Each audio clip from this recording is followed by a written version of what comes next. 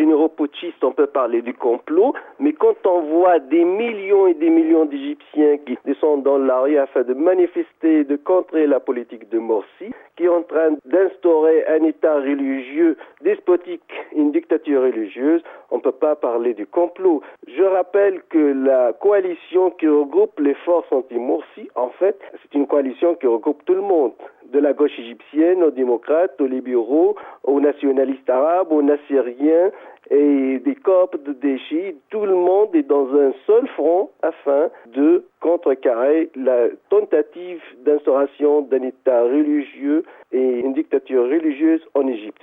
Donc on ne peut pas parler du complot quand on voit des millions et des millions dans les rues égyptiennes. Apparemment, l'armée égyptienne a une feuille de route. Est-ce que l'armée est prête à assurer l'intérim ou qu'est-ce qu'il va se passer à ce moment-là?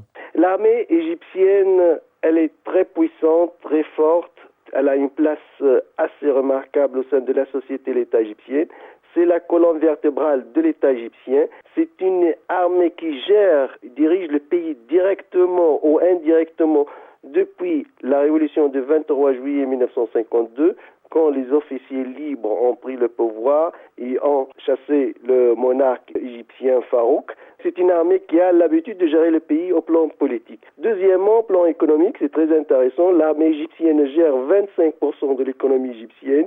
C'est une armée qui a ses propres usines, qui a sa propre économie et qui est finalement un État dans l'État. Donc, au début, c'est vrai, il y avait une coalition anti-armée après la chute de Moubarak, mais aujourd'hui, le grand front qui regroupe les démocrates, libéraux, nationalistes, nassériens, socialistes, etc., c'est un front qui accepte l'intervention de l'armée, pas afin d'instaurer un régime militaire, mais afin d'éloigner ou d'écarter la possibilité d'une dictature religieuse instaurée par les frères musulmans.